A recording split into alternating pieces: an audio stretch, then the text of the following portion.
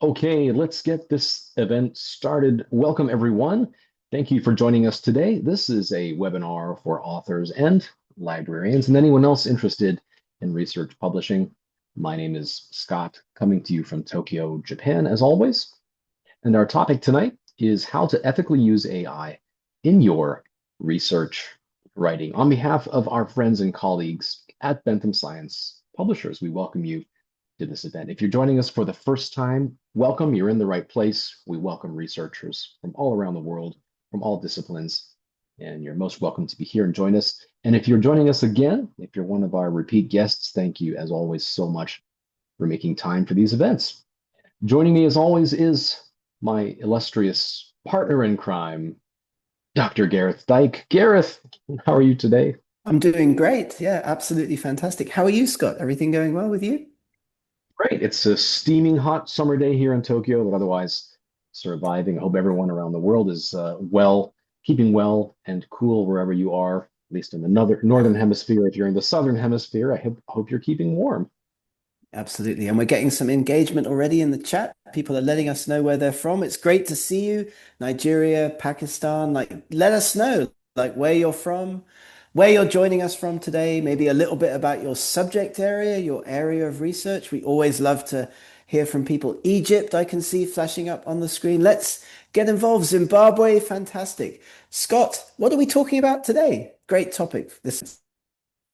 This is one of our most requested topics. So those who have joined our events before, you'll notice that at the end of each event, we put a survey in front of our guests and ask you to tell us what are your most requested topics for future events. We're always listening and we compiled the results, and this was absolutely the number one most requested topic from all of our previous guests is AI and research writing. So this event is for you, all those who requested it. Gareth and I have done our homework and looked at various tools.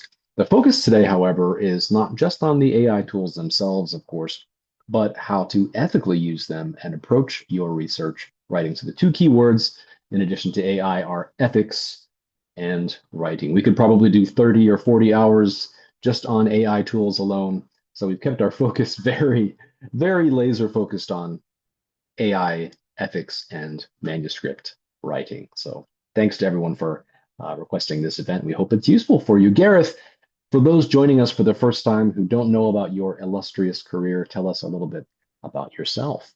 Well, yeah, thanks very much. My name's Gareth. I now live in Hungary. I'm a former university professor, been working in publishing now for more than 10 years. But what we do with these events, we try to bring our teaching. Scott's an expert like instructional designer. We bring our research background to try and help our colleagues from around the world understand the journal publishing process, the writing process. And in this event, as Scott mentioned, really, really top number one requested event that we do, how you can use AI, how you can use the variety of tools that are available these days to researchers, but do it in an ethical way. That means that you're going to get your work published in leading journals. And we've got a great audience for this one. I'm seeing people from all over the world mentioning where they're from in the chat: Slovakia, Nigeria, Oman, Pakistan, fantastic Malaysia. Do let us know. We love it to see so many people from all over the world in our events, such as this one. And indeed, yes, we'll be sharing the recording. What happens after these events, Scott? People get a number of gifts in their email after the event, don't they? Great question. For everyone joining us tonight, we'll share a certificate with you as a thank you for joining this event today. You'll also get access to the full video recording, absolutely free. You can just watch as many times as you like. Feel free to share the recording with your colleagues who are not able to join us. Maybe they're in a different time zone. Share the recording with them. They can watch as many times as they like. And all of this is thanks to our friends and colleagues at Bentham Science Publishers. So a bit about Bentham here. Gareth, tell us a bit about Bentham. Who is Bentham? For those who are not familiar with Bentham as a publisher, tell us a little bit about what Bentham does. Wow, yeah. Well, if you're not familiar with Bentham, you should be. Bentham is a leading scientific, technical, and medical research publisher. They have a portfolio of more than 160 journals, many of them open access. All of them can be converted to open access if you want. So, gold, open access, journals. Do have a look because Bentham also has more than 1,300 online and print books, various information solutions for researchers in different disciplines, and of course, Bentham is a member of the Committee on Publication Ethics. Very important for this event, as we'll discuss. All different publishers, by and large, have different guidelines or are following different guidelines, presenting different guidelines to researchers on the use of AI, but fundamentally, those guidelines come from the industry standard Committee on Publication Ethics, right, Scott? That's where all publishers go to learn what should be done in academic publishing. And speaking of submission ethics, Bentham also uses a uniquely robust double-blind peer review system. Maybe we can mention something about that. Gareth, you as an editor can perhaps best explain Bentham's unique peer review system. Yeah, I was having a chat with a researcher from Saudi Arabia yesterday. He mentioned to me, indeed, Bentham does have a uniquely robust peer review system. If you submit a paper to a Bentham journal, the journal editor is not involved in selecting the peer reviewers. That's done by an online database system, and it's also completely blind. So the editor won't know who the reviewers are, the reviewers won't know who you, the author, is. So that makes it fair. Many people would like to see this across the whole of the publishing industry. Basically, there can be no bias introduced into the peer review system either by the editor or by the reviewer. So a lot of people like it. If you'd like to give one of Bentham Journals a go with your next paper, we'd welcome that and we'd love to see you making a submission. Scott. Fantastic. And as you can see in this slide, Bentham's journals are featured in all the top indexes or indices, depending on what region of English you are speaking. As you can see here, all the big ones are represented.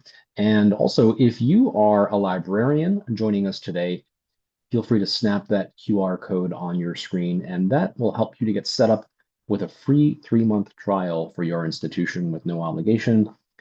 Scan the QR code, fill in the very brief form, and the Bentham team will get in touch with you and get your institution set up. You get the full Bentham collection, 3 months, no strings, no obligations, no stress. So feel free to sample Bentham's full library at your institution. It really is a great offer. Perhaps you've got a friend who's a librarian, you'd like to send them this QR code. We will show it to you again at the end of our event, but it does, as Scott mentioned, give you full access, give your institution full unrestricted access to all of the Bentham journals and ebooks for 3 months, absolutely free. But let's get going, Scott. What are we going to be talking about in our event today?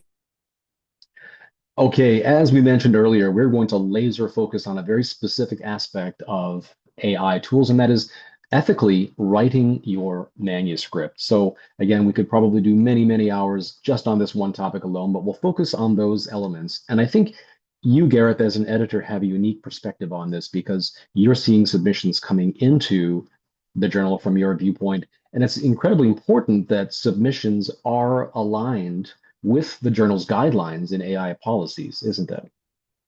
Absolutely. But the problem is, as we'll talk about in this event, different publishers are following different guidelines. So authors are often very confused when we do these events with researchers from different parts of the world.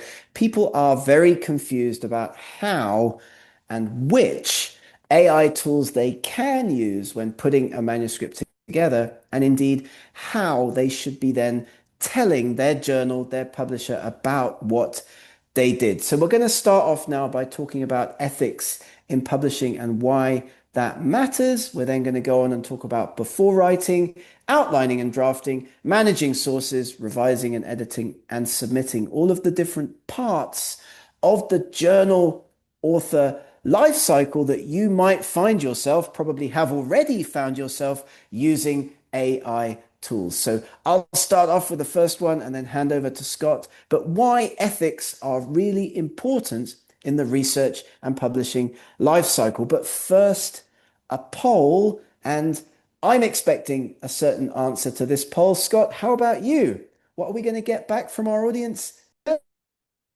Well, this changes each time we do it. We've done this event now a couple of times, and I noticed that the results are changing, going up and up each time. Let's launch our poll.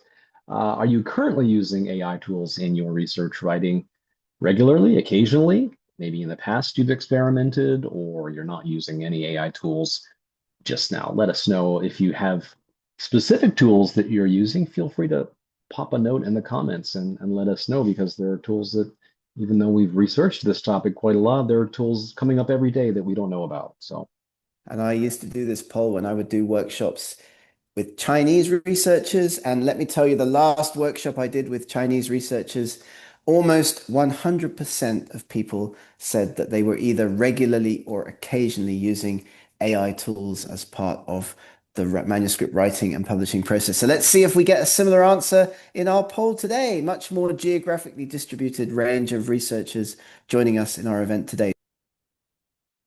okay, checking out the results here, we've got 38% regularly, 41% occasionally, 13% have experimented, and 8% not using tools yet. So it's a great mix of experience levels amongst our guests today. Absolutely, but still almost 80% of people joining us in our event today are using AI occasionally or regularly in the creation of research papers. And I bet if we did this event again in a few weeks' time, that number would increase. It has been increasing regularly, as Scott was saying, as we do these events about AI tool use. So let's crack on, let's get involved, let's talk a little bit about the ethics of AI tool use in the writing and publishing process. This matters a huge amount at the moment because, as we all know, we've seen extremely rapid adoption of AI tools by researchers over the last few years. And you'll know this yourself as an active researcher. People are increasingly using AI for writing, analysis, and productivity. I know I am, I know Scott is, everybody we know, all of the researchers that we work with are using AI to some extent. But, with these new capabilities come critical questions for us as researchers, but also for publishers about transparency, integrity, and quality. And as you're going to learn in this event today, journals and publishers are establishing clear guidelines and policies for AI tool use, but they're doing it at different speeds. Different publishers have different requirements to others. And we'll talk a little bit about Bentham's specific requirements in a moment. Next slide, please, Scott. So, why is this really a great time to be a researcher? Well, it's a great time to be a researcher if English is not your native language, as is the case for the majority of our friends and colleagues around the world. This is the English gap, and this is an ethics and equity problem. Why should it be the case that Scott and I, as native English speakers, although in his case a little bit less so than me, as you can probably hear, why is it the case that we should be able to get our papers published more easily than other colleagues from other countries around the world? AI tools help global researchers overcome unfair language barriers and biases. Of course they do. That's great. They level the playing field, but we have to balance our use of AI with authenticity and accuracy. Next one, please. As we put our papers into those research articles, really important. And just Uh, before so, we do, Gareth, it's worth yeah. mentioning that you and I have a personal vested interest because we both have spouses who are non-native English speaking researchers. And in my case, even in my family, my stepmother, who's from Brazil, first language, not English. So we see this personally. We understand how unfair this is, using English as a language barrier between your research findings and the world. It's very inequitable. And this is something where AI can really help. Absolutely. Couldn't agree more. So, your institution has a policy on AI use. Evolving university guidelines emphasize academic integrity and responsible AI use in research, but there are various approaches. Transparency, though, as we're going to talk about in this event, is key. Number one thing to do if you're using an AI tool for writing, article creation, or any aspect of the publishing process, you should disclose that at some point to a publisher in the process. This is where you develop integrity and accountability and making sure that ethics in the process are all Integrated. So using AI, as we're going to talk about today, without compromising academic values. Next one, please, Scott. This is really, really important. So that's why ethics matters. Now over to Scott to talk about how to do this before you start to write. Scott.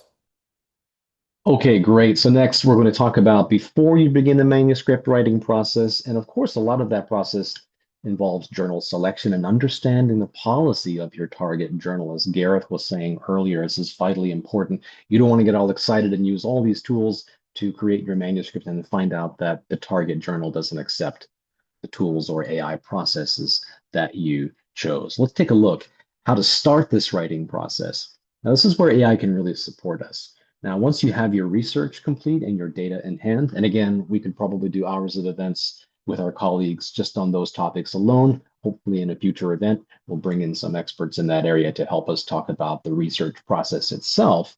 But when it comes to the writing process, drafting is one of the areas where AI can really provide strong support. But ultimately, as always, the responsibility for the accuracy, the interpretation of our own findings, that remains ours or yours as authors. So, as Mahmoud mentioned in the comments just now, using AI as a support agent, rather than a replacement for your own personal judgment. This is a theme that will come up time and time again during our talk tonight. We don't want to preach ethics to you or preach guidelines to you, but this is vitally important. If you send your manuscript to Gareth and he is an editor, gets a sense that the author's voice is not yours, then we may have some trouble with our submission. Literature reviews are one way to leverage the power of AI. We'll share some tools with you a little bit later that you can use for your literature reviews. In my case, I'm using a tool, and this is not an official endorsement, but I'm using a tool called Jenny AI, and I use it as part of the literature review process. It's great for suggesting sources to comb the web and find papers that I might not have found otherwise in other searches. It intelligently looks at the material you're working on and drafting an outline and suggests more papers for me to read, papers that might challenge or support my findings, but either way, I can expand my reading list. And as I write, it intelligently suggests new sources for me to read and absorb into my literature review. But as always, if AI suggests sources for us, we have to read and absorb and interpret those sources ourselves. I think that's obvious, but it's worth stating that don't let AI suggest something to put as a citation in your paper that you haven't actually read the paper yourself.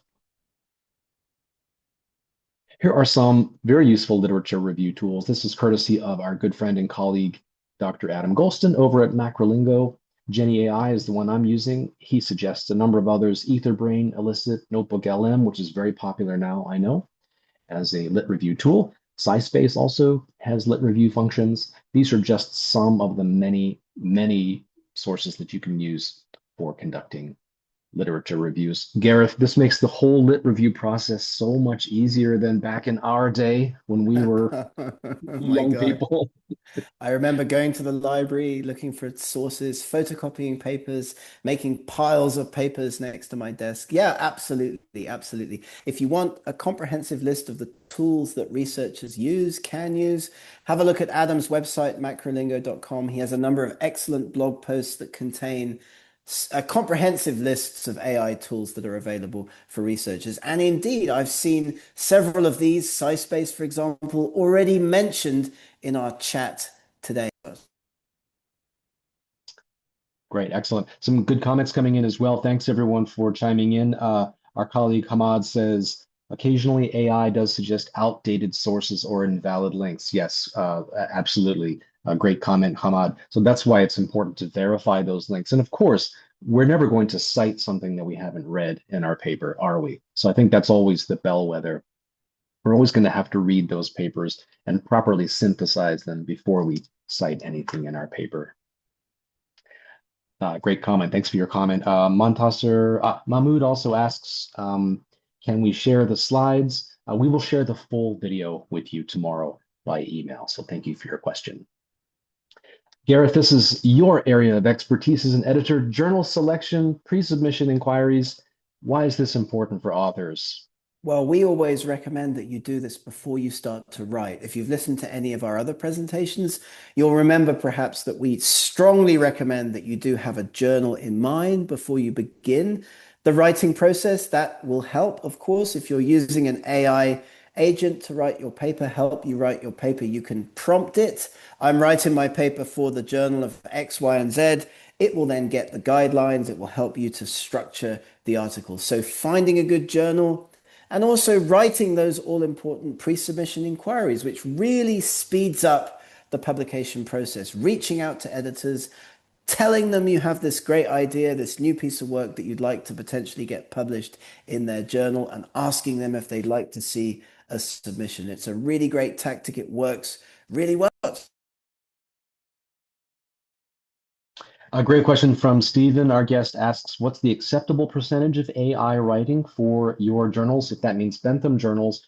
Well, that's a great question. I don't have a specific number from Bentham. I can inquire with the Bentham editorial team, but actually, no, there isn't a generally accepted percentage um, for most journals. It's, as Gareth was saying earlier, it really depends on the journal's requirements differ from publisher to publisher and journal to journal. But it's a great question, Stephen. I can try to get an answer for you specific to Bentham journals. Great question. Speaking of Bentham's policies, you can find them on this authorship page. I'll just click on the link here so you can see, and you can see Bentham's specific policies for authorships here.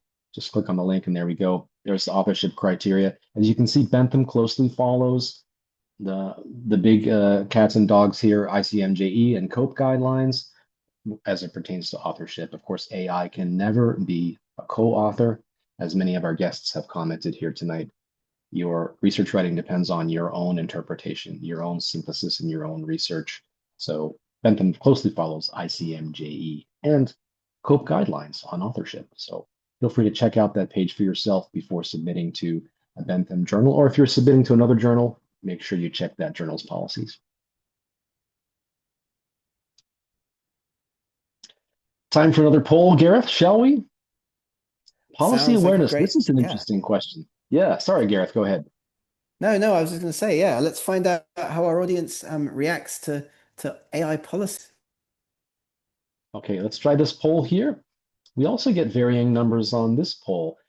How clear to you is your target journals or institutions stance on AI? Now, the institutional part is of acute interest to me because I work at an institution and I notice that institutions don't always have clear policies. I'm very happy to say that my university does have a very clear stance on AI and is overall AI positive, but has very strict guidelines on how students can use AI to complete their writing assignments. So let's take a look at what our guests feel about the clarity of AI policies at their journal or institution that they're submitting to. We're getting more comments about the recording, of course. Yes, we'll be giving you the recording in a follow-up email after this event. And don't forget as well, when writing a paper and using an AI tool, publishers and journals are going to be checking your paper using a range of tools that they have available to them to identify which sections of the paper were written with AI. But that's not very accurate. And there aren't all that many great tools that can help to do that. So if your institution has a subscription to Turnitin, for example, then it is worth running your research paper through your institutional subscription to Turnitin before you send it to a journal, because that's one of the main ways that publishers will also be checking your work. And you can preempt any questions that they may have by doing that. It's a great baseline standard. Our institution also uses Turnitin. It's a great way to just to give it a good test before you submit elsewhere. Let's share the result of our poll here. Policy awareness. Oh, this is actually pretty good. 25% of our guests said that the AI stance is clear where they're submitting. 36% somewhat clear, 16% not clear, and 23% don't know. Well, that's actually a bit better than the last couple of times we've taken this poll, isn't it, Gareth? It was a little more skewed towards not clear. Maybe institutions are now and publishers are making more of an effort to make their policies clearer. They have to. They absolutely have to. They've been very slow, especially publishers, to keep up to speed with the tools that researchers are using. And so, yeah, absolutely. We need clear guidelines. We need to be told what we're expected to do and not do as researchers when making submissions to journals. Okay, great. Thanks everyone for sharing our poll outlining and drafting. Here's a good one. This is one of the, I think, areas where AI can really be of great use to us, particularly if English is not our first language and we're gathering ideas and putting our paper together. So structure, Gareth, is vitally important. This is what we always say to authors. We do. We absolutely do. If you've got an idea, a piece of research, a message, you then know your target journal. And of course, check out Adam's blog again. There's a great tool on there that can help you find a journal for your next paper. There aren't that many great tools available, but he has listed them on macrolingo.com.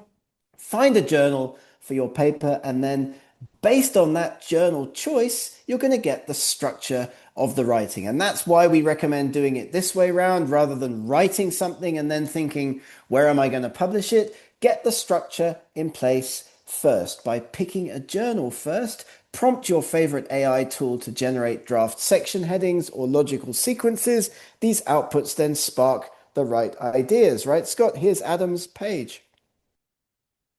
Great. You can find this blog post, as Gareth mentioned, at macrolingo.com. You can just look for the post here. It's entitled Choosing the Right Journal for Your Research. We definitely recommend checking it out. We're giving him lots of shout outs today. Hopefully he's listening in and he'll be, um, you know, appropriately grateful when we see him next time. Creating structure with AI. Let's have a look at the next slide because now we're talking about how you can draft and outline a paper. So rather than having your AI tool write the words, write the actual content of the paper, that should come from you, really, as you are the researcher. You can get the structure. You can get drafts for paragraphs, as we can see here. AI can assist with sentence level phrasing, even word choice. We don't recommend, however, that you use AI to draft entire sections.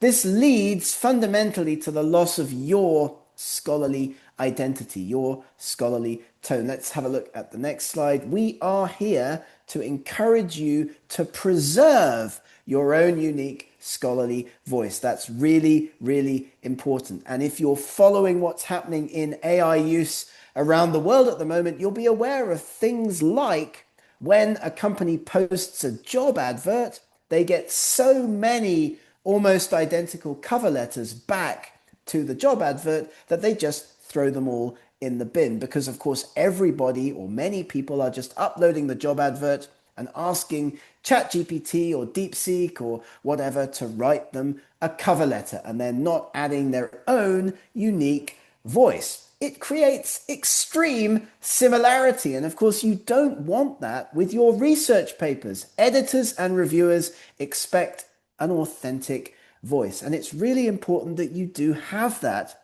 as a researcher. AI generated text sounds generic, like in my cover letter example. So revise carefully to maintain your own perspective and tone. And of course, you can use AI to check your writing, but don't forget that publishers and journals are also going to check what you send them as well. Next slide, really important. Let's keep all of this in mind when deciding whether or not to put our work together with AI. Scott's going to walk us through an example now of outlining using Jenny. Absolutely. And just before we do, some great comments coming in. Our guest Sashi says, of late, increasingly it's observed that Turnitin keeps flagging the manuscripts, which are 100% humanly written as AI written. Yes, as Gareth mentioned, these tools are not perfect. They do have gaps. And it has also been found, and we tested this at my previous organization, the better written a manuscript is, even if it's 100% human written, the better it is, the more likely it is to be flagged as AI written, of course, because it's too perfect. Now, I worked for an editorial and author services company for several years, and a Mhm. very well written manuscript, unfortunately, is more likely to be flagged as AI written. That is true. The tools are not perfect. They're evolving in the same way that AI is evolving. It's sort of like an ongoing war between the Let's two, isn't it? let's quickly give another shout out to another friend of ours, Derek Newton, and his tool Verify My Writing, which is a mechanism for you to use. If you encounter this problem, you've written a paper entirely yourself, you want to get it verified as entirely written by you, then Verify My Writing provides you with that service. So after you make the submission, the publisher can't come back to you and say, hey, this was all AI generated because you've already run it through verifymywriting.com. So do have a look at that. Do support that project because we think it's a great, great. Agreed. And if you get a chance, Gareth, perhaps you can pop a link into the chat. In the meantime, I'll show an example of very quickly setting up the outline for a paper. Let's say that we have some research done or some results and we need to create a new document. Here you can use a tool like Jenny or other documents to set up your manuscript for you, to structure things for you. So you can actually put a prompt in here and it will rate the quality of your prompt, which is very nice. It will help you with your own prompt engineering. So if, let's say, you can see document prompt here, a literature review on renewable energy policy, for example, or I could write, a systematic review or an essay on the history of artificial intelligence. Based on that prompt, it will set up the outline of a document for me. So here's one that I did a little bit earlier with some prompting here. Let's see if I can find it. This one is the one on urban green spaces, and it suggested a structure for me based on the prompt and the preliminary results that I had uploaded. You can see it's basically outlined everything for me. And now I can now write into this. Now, this is entirely ethical. I'm using AI to help me to organize things into a structure. Maybe I reached out to the journal, I looked at some previous papers that were published there and got a sense of the kind of structure that they're looking for. So now I'm writing to that journal's guidelines. And I've got an outline structure here, AI generated ethically, that helps me to now write into this structure and build my paper into this skeleton. That's what you need, a structure. And if you listen to any of our other writing events, like talking about how to do this, you'll remember that this is something that we really strongly emphasize. And now with AI, you can do it much, much, much easier. But here's a real issue with the use of AI tools in writing, and that's managing sources. And as Scott mentioned earlier, fundamentally, if you cite something in a piece of your own research, you must have actually read that source. Even if it's in a different language, in translation, you must know what that source says.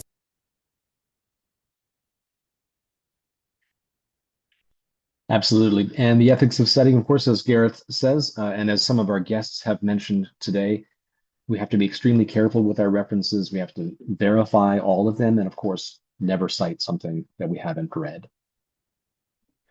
I mean, people have been asking us about this in the chat already. Like, we don't know why or how this is happening. A lot has been written about this, and we can send you some follow-up information. But it is the case that AI tools like ChatGPT hallucinate citations that simply don't exist. And these have been cited by researchers in the literature. And of course, that's a really, really bad thing because I might read one of Scott's papers and look at the reference list. And because I trust him, I might just go and cite those papers in my own next study. And of course, that's creating huge problems for future researchers. It's the garbage in, garbage out principle, right? As we cite something that itself is based on shaky foundations, then the very foundations of science begin to weaken. And some great questions from our guests here. One of our guests, Hamad, asks, will the links to these tools and blogs be shared in the follow-up email later on? Yes, absolutely. Great question. I will put the links to everything we've shared today, including our friend Dr. Golston's blog. I'll share some links to Bentham's authorship policies and some of the tools that we mentioned earlier for things like literature reviews and citation management. We'll put those all into a follow-up email that'll reach your inbox tomorrow, about 24 hours after this event, together with the full video recording. Great question.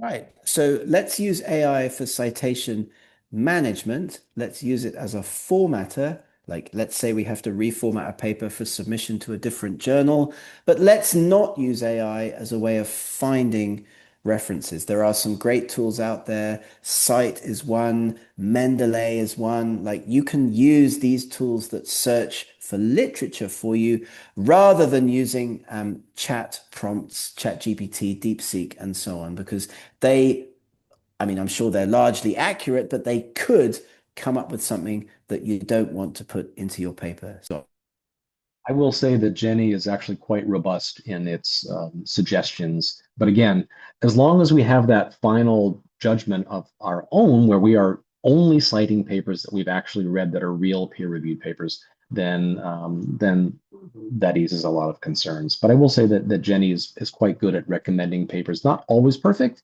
not always relevant to my paper, but that's where our judgment comes in. If it recommends something and I find it's not relevant to my topic, well, I don't need to read, review, or cite that paper. So yeah, Yusra raises the question. Lit maps, of course, lit maps. I forgot to mention a moment ago. Great comment, Yusra. Like Research Rabbit was originally like now it's also part of lit maps, but yeah, lit maps, absolutely. Thank you for that. great comment from Abraham, who agrees it's safer to use AI to format rather than find a citation ref. Always safer. Again, there are tools, AI tools that I trust to suggest papers to explore, but again, we have to do the homework. We have to actually read the papers if we're going to cite them and make our own judgments on those. Yeah, great comment, Abraham. Thank you. Yeah, AI often generates fake refs. I strongly would not recommend using some of the common chat LLM tools for literature reviews. There are better tools for that. Here's another example here on screen using one of my favorite tools, Jenny AI, for citations. Let's pull up one of my papers here and just show how easy, how painless it is to reformat references compared to when you and I were young people, Gareth. Let's go back to my documents here, pull up one, and just change the reference format on the fly. So right now Oh, you can speak for see yourself. some of my references. Sorry, go ahead, So Gareth. I was going to say, speak for yourself. I'm still young, man. Young at heart, we are, yes. For example, here I've got my references in MLA format, which is a bit strange for a sports nutrition paper. So probably would better belong in something like, I don't know, Harvard or APA. So we can literally just switch these on the fly. And you can see now the reference has changed. Let's try IEEE just for fun. I'm working with engineers right now. So we're using IEEE. Done. So look how simple that was. That used to take hours and hours to reformat something from MLA to Chicago or Harvard. This particular tool, Jenny, has literally hundreds of reference formats, not just the big players like IEEE and Harvard and APA, but it's got all kinds of obscure ones as well. So if you're working in a field that has a specific reference type, chances are an AI tool like this has that reference type. And I love how it reliably manages all these references for me. And if I change them or move them around in the text, then those references also change in the reference list at the bottom. It is a lifesaver and a game changer Mm. for I would researchers to have like this. to have all the time back that I've spent formatting reference lists over the Yes, course of my career. It's been years of my life. absolutely.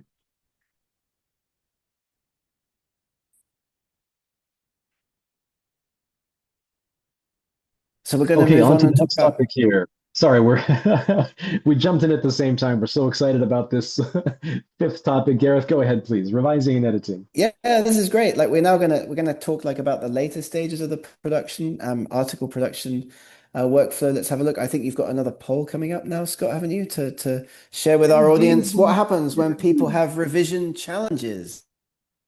our third and final poll for today, I promise. Let's try this one here. I can find it in my tools here. Okay, so this is your challenges in revising manuscripts, and we all have challenges when we're writing papers. Let's see what our guests think about the revision process, which is most difficult for you, because as you can probably guess, we're going to suggest ways that AI can support us during those more difficult revision processes. So let's see what our guests think. You can choose multiple answers here, by the way. I used to try to go to journals like that had like similar lengths and similar formatting requirements for references when I was working as a researcher. I mean, that's not a requirement anymore, right? Now that we have all these tools to help us, but that's what we used to do. We used to pick journals to resubmit to that were similar to the journal that we'd just been rejected from. I remember that. Indeed. Now it's so easy just to change the formatting to match the journal, although we could probably talk for 2 more hours about reformatting your paper and changing your paper and preparing it for the next journal to submit to. Let's see what our guests feel about manuscript revision. I'll end the poll here and take a look at the results and share them here. 41% said matching to the target journal, as you were saying, Gareth. And it's still challenging. 53% clarity and readability, absolutely very important. Readability is, if you've seen our other events, we know how important that is. 24% grammar and style issues, definitely. 53% said flow and structure. I absolutely agree. And if you have any other areas, let us know in the comments what's difficult for you in In manuscript terms of revisions. revising, yeah, in terms of revising papers, I always to find like the revision of the references. And thanks for the comment, Mosen. Like, I'm sorry that you feel that the presentation is a little bit fast. As Scott's mentioned several times, you will get access to a recording. From that recording, you can, of course, download a transcript, use AI to download and generate a transcript, and then hopefully, like, we do try to keep our spoken English as short and succinct as possible, but we do understand that many of our audience members are not, of course, native speakers. So, as you revise your paper with AI at the draft stage, as Scott was saying earlier, you can flag long sentences, suggest transitions, identify inconsistencies, but AI's role is advisory. You are always going to remain the decision maker. So let's have a look at the next couple of slides as we talk about how you can do this effectively. Editing for correctness. AI catches grammar, punctuation, and style errors quickly, but correctness in form is not the same as correctness in content. These are your responsibility, as we've talked about several times in this event. If you're using AI and introducing content, be very careful that that content references facts are actually correct. Next one, shall we have a look at the next one and see like what else we need to do in order to edit our papers for clarity and conciseness? As we've mentioned several times, it's simplifying language and reducing jargon that can be done with AI tools. This is good, but we don't want to dumb down the writing and lose, I should say, your authentic voice. You, as the author, must maintain precision so that scientific meaning is never lost, right, Scott? This is the key, I think, fundamental point about the use of AI in research. Absolutely. And as our guest Mahmood shared earlier in the chat, it's best to think of AI as an assistant, and you're still the boss. You're still driving this process. You're still the researcher. You're still the one making the discoveries, interpreting them, and AI is our assistant, and that's all. The judgment is yours. The voice is yours. So this is how you can do it, like talking about tone, discipline, precision. Different disciplines, of course, require different levels of confidence or caution. And AI tools don't sense the nuances between me writing a paper in geological sciences and Scott writing a paper in humanities and social sciences. They're quite different ways of writing. The precision required on different topics will be quite different. So that's important to keep in mind. So maintaining that writing tone that matches with your field or specifically with your audience is also really, really important. So how can we think about doing this? Let's continue and have a look at the next slide as well. Proofreading is great. You can do this. You can use AI for proofreading your paper. You will need to disclose this to a target journal. You'll need to tell the journal, I used ChatGPT or DeepSeek or whatever to proofread my paper, much like human editing. As we've mentioned several times already in this presentation today, AI cannot create ideas, analyze results, or share authorship responsibility. Publishers learned this. Actually, there were a number of examples of ChatGPT being listed as a co-author early on in the development of these AI tools, but that is no longer the case.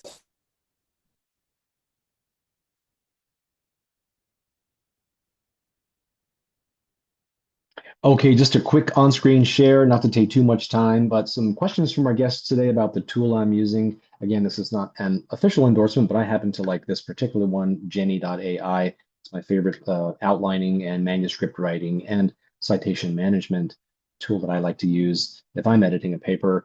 And just as a quick example of editing here, so there are lots of tools available to us. You can use the AI to tighten up text, to rewrite sections of text. It's actually quite intelligent. And I try to use it very minimally for the reasons that Gareth mentioned earlier. I don't want to lose my own scholarly voice, but I might find something that's a bit too wordy that could be worded more concisely. So I might select a section here and then ask the tool to make it a bit more concise or to perhaps hedge my wording if I'm stating things too boldly for the limitations of my paper. I might ask the tool to trim that down a bit and make it sound a bit less assured and confident. There's many ways you can do that. Another thing you can use with tools like Jenny is the autocomplete function. I tend to turn that off, again, for the reasons that Gareth mentioned, which is to preserve my own writing voice. So let's say I want to simplify this paragraph. I can actually choose a variety of styles here. I can simplify it academically, persuasively, make it more or less persuasive. I can also paraphrase things to, again, to safely paraphrase a piece of text I've quoted or cited in my paper. I can fix flow issues and so on. So let's see if I can simplify this paper, this paragraph academically and see the changes that it makes. So now it's going to suggest a change for me to make this a bit simpler. Now, again, I'm going to use my own author's judgment here, and I see what the AI has suggested here. It's preserved my citation, which is nice, but actually I'm happier with the original paragraph that I had. So I'm going to make the judgment here to just keep my existing version here. And you can just tell the tool that, no, well, thanks for the suggestion, but I'll keep the one that I originally wrote. So in many ways, you can use these tools to modify your writing, make it simpler, to make it more concise, to make it more or less confident sounding. These tools are quite powerful. Question from our guest, is Jenny a free tool? There is a free tier, but there is also a paid tier. I happen to be using the paid tier, but they do have a free tier as well that you can use.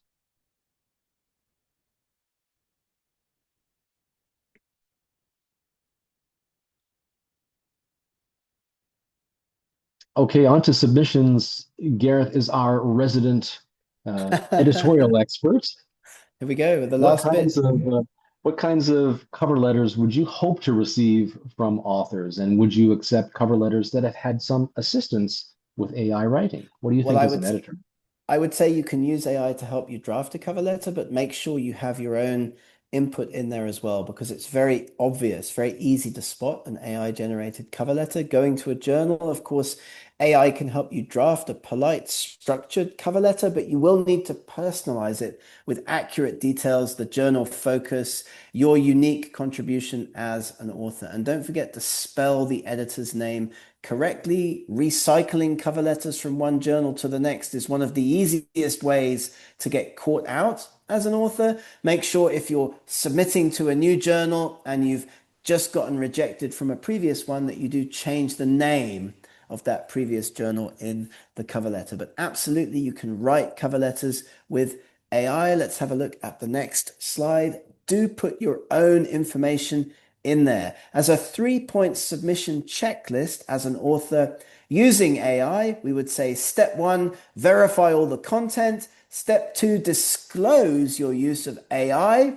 Many researchers simply don't do that, but it is a good idea and it is required in theory by journals and publishers. And make sure you are confirming your compliance with published policies. And we know that these vary between publishers. That's difficult to deal with sometimes, but you will be in much better shape if you share everything at the outset rather than not sharing your use of AI and then getting caught out later. Let's have a look at the next slide if we can. Sample AI disclosure statements for authors. Bad, of course, no disclosure at all. You don't want to do that because, of course, as we saw in our survey at the start of our event today, about 80% or more of active researchers are using AI in some way in their article preparation. So about 80% of us or more will need to make an AI disclosure statement when submitting. And there's a fair one in the middle. You don't have to be specific. AI was used in the preparation of this manuscript, but it kind of raises red flags potentially at the journal. It's better to be clear, as Scott shows on the green one. AI assisted editing software, Jenny.ai, was used to manage citations and maintain the consistency of reference formatting. Right, Scott? We're getting there with our disclosures of AI in the publishing process. Right? And a great comment from our guest Shamala, who was saying that it's good to get the tone from the target journal. So look at review recent papers that have been published in that journal, check the journal's guidelines, and that can help to guide your writing for that target journal. Great comment there. Thank you for that. Now, it's also good, so now that we're in the spirit of disclosure, Gareth, to disclose how publishers are using AI. It's only fair if publishers Yeah. require authors to disclose our AI use, then you journal editors also should very fairly disclose how journals are using AI.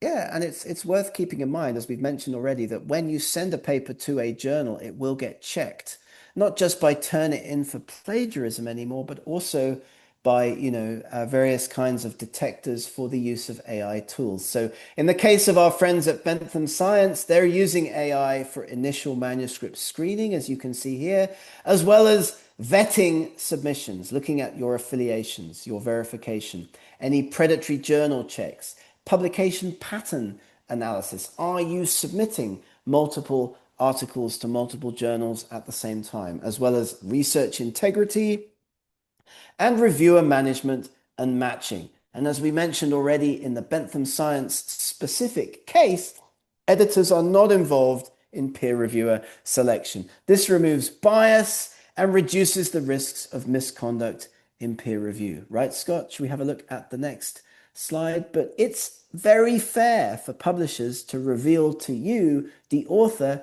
how they do things. And here's a snapshot of the Bentham editorial workflow. What happens from author submission into the editorial workflow. So the journal manager sends the paper to the editor-in-chief. It then goes out for review. And that review process, as you can see here, different color, done entirely away from the desk of the editor-in-chief. So that's how it works at Bentham Science. Of course, Bentham are our sponsors for this event. Let's have a quick look at an example of a submission cover letter. Scott? Very briefly, this is probably one of the easiest and simplest tasks that you can request an AI tool to do for you. Again, you can use any tool that you want. I prefer to use the chat function and then prompt the tool to draft a cover letter. So I'm going to ask it here to. I'm going to ask to submit draft a cover letter. Dr. Gareth Dyke for this manuscript, and now the tool is going to draft something for me. Now, I would actually prefer to use my own voice. You can just prompt it, but let's see what the engine comes up with here based on a prompt like that. All right, so it's actually showing me some nice stuff here. It's telling me a bit about the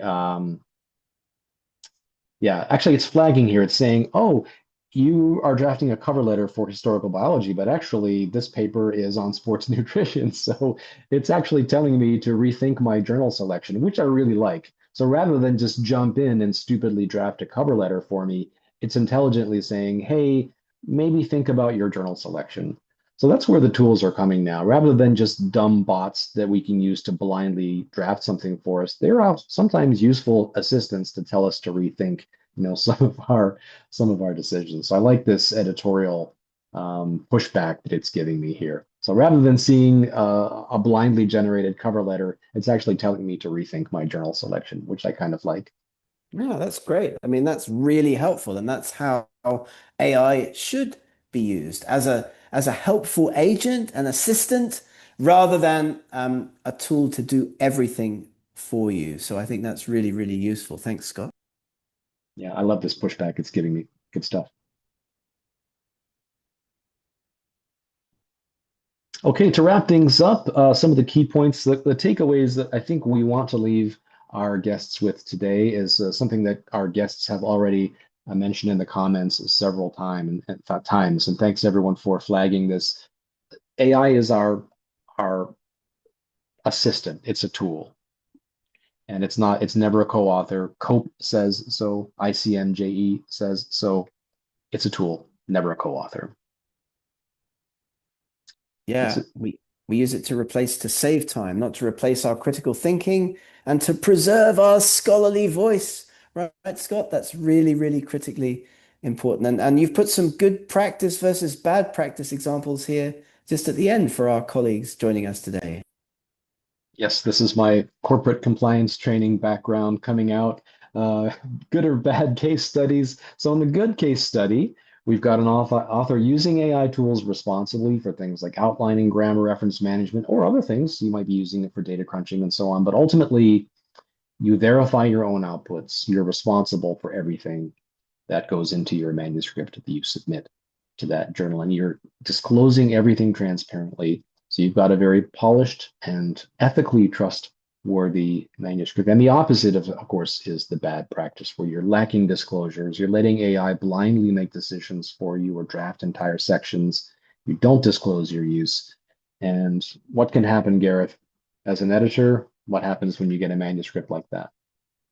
Well, it could just get desk rejected. It could get rejected at the outset by the editorial team. It may never get sent out for peer review, which is, of course, the last thing that you want.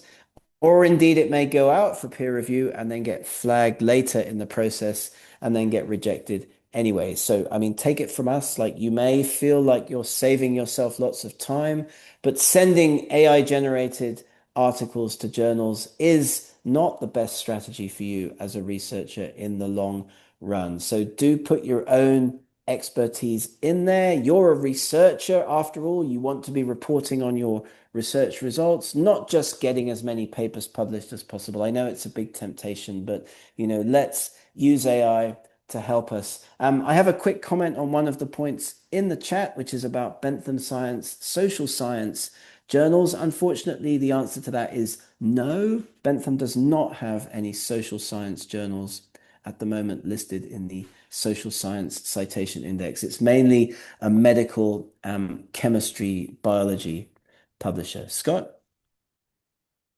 Great question. Thank you. And I think we went through a lot of our key questions tonight during the chat. We addressed many of our questions live. So sadly, we only have a couple of minutes left for Q&A at the end because we answered our questions as we were going along. But if there are any questions that we're not able to answer today within 1 hour, we'll try to follow up with you individually.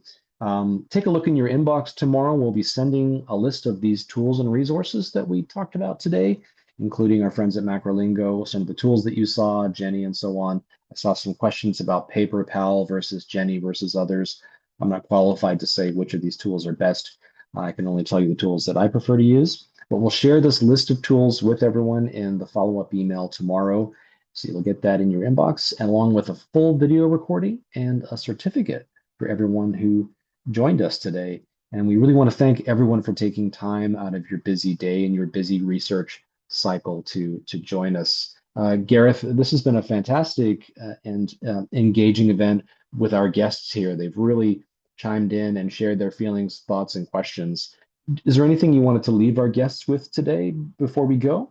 Well, just use AI in a responsible manner, and everything will be much, much faster, much, much more efficient, and you will get many more papers published in those leading journals. A lot of people think, by the way, that as AI develops as a tool for researchers, then leading journals, well-known journals, journals with high listings will become much more of trust markers in the scholarly publishing world. So it's getting easier and easier and easier to publish papers in, low level, medium ranked journals, but it's getting harder and harder to publish papers in leading international journals. So good luck with that, everybody. If you have any further comments or feedback, do get in touch with us. Indeed, if you're using a tool, an AI tool that you do not see in this event or you do not see on the Macrolingo website, we'd love to learn about that, how you're using it, what its website is. So do get in touch. And thanks also, Scott. Always great to do these events with you. I learn a huge amount every time. And thanks to Bentham Science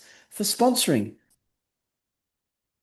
Thank you, Gareth, and thanks for your editorial expertise and your research expertise. And thanks everyone for joining us today. Have a look at Bentham Science. You can follow them on these social channels here. If you have any questions about Bentham journals, you can reach out to us. We'll get an answer for you directly from the Bentham team. So thanks, everyone. Check your inbox tomorrow for a video recording and some links to the resources that we shared today. So thank you so much, everyone. Have a wonderful day and best of luck with using AI tools ethically in your research writing. Thank you, Gareth, and thanks everyone. Have a wonderful day.